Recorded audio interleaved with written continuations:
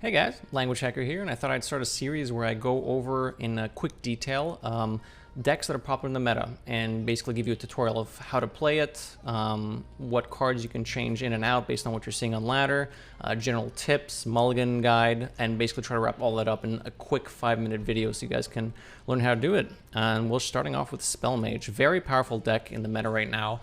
It's very flexible in what it can do. It has good board control, it has good bursts and finishers, it has good value that you get from the deck as well.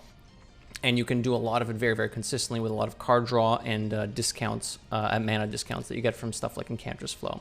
So let's go over the list really quickly. There's some anti-aggro tools. You have Brain Freeze, Devolving Missiles, Combustion, and to some extent Rune Orb that helps you deal with some early boards from your opponents. You have card generation with Font of Power, primarily Studies, and Rune Orb, which gives you some more value that might need some matchups.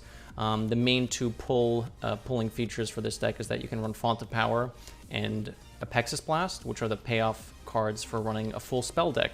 If your deck has no minions, do X. And Apexis Blast is a burn card, but it also summons a 5-cost minion, which is great for 5 mana. And Font of Power gives you 3 Mage minions, which is great for 1 mana as well. Also, Refreshing Springwater is a pretty good reason to run all spells as well. 4 mana, draw 2 cards, refresh 2 mana crystals for each spell drawn. It's basically 0 mana, draw 2 cards, which is insane. Yeah, you got some burn cards, Mask of Cthulhu, Fireball, Rune Orb can also go face, Apexis Blast can go face.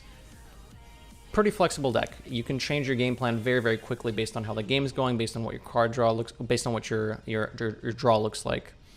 And there's a lot of card draw sustain. So Springwater, Intellect, and Studies together with Cram Session also gives you some extra card draw. Very well-rounded deck, I think, in this meta. And very hard for this deck to actually lose to anything in particular unless you're facing a bunch of like Token Druid or Weapon Rogue, stuff that's very difficult to interact with. So that's generally what the deck looks like. How do you want to play the deck? Well, the main things you're looking for in the mulligan are Enchantress Flow. This is the highest win rate card you want in your mulligan. You want this against every deck, always a keep. Against other stuff, tempo decks, you can keep Font of Power, play this on 1, find something to play on 2. There's a lot of 2-mana Mage minions, so there's a decent chance you get something to do, spend your mana, fight for board. You can consider keeping Combustion against tempo-heavy decks as well. Can you remove some of the early threats? Brain Freeze and Devolving can be keeps against stuff like Paladin, maybe Warrior as well.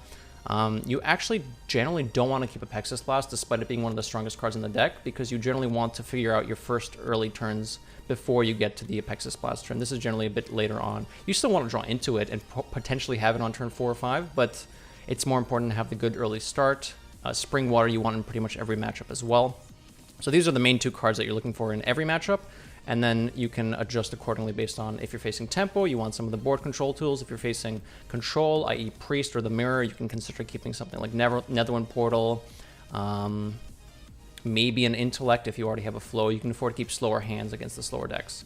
Now, what if this deck's not cutting it for you? What if you're facing only Token Druid, Miracle Rogue, Hunter? Well, you can add 2 Shooting Stars in the deck. Cut, Ring Toss, and Netherwind Portal, which are slow and clunky against these decks. And Shooting Star helps an incredible amount. It helps deal with the early boards more effectively. It's basically like a second Combustion if you have spell damage. And in some cases, it's going to even be better than a second Combustion. But this adds a lot of flexibility, and it's super cheap. So this is something you might want to add in your deck if you're facing a lot of tempo-heavy decks, i.e. Rogue, Paladin, Warrior, Token Druid, Hunter to some extent as well.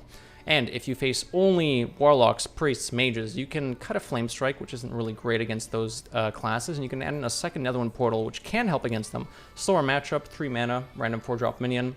Might make them play around some stuff as well that can help too. And general tips.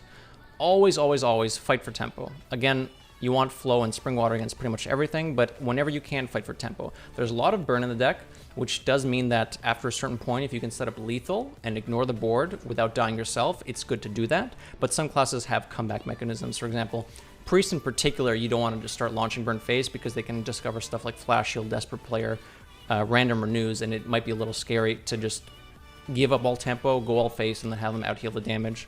So in general, fight for tempo as much as you can, and then fall back on the fact that you have a discounted deck, that you have a lot of value, you have a lot of burn, and eventually overwhelm your opponent and run them out of resources. And if that doesn't work, shoot some burn at face and hope you can burn them out before they burn you out. that's Spell Mage in 5 minutes. Thanks for hanging out. Yeah. Subscribe, like, comment. Let me know if you want to see more decks and which ones you want to see.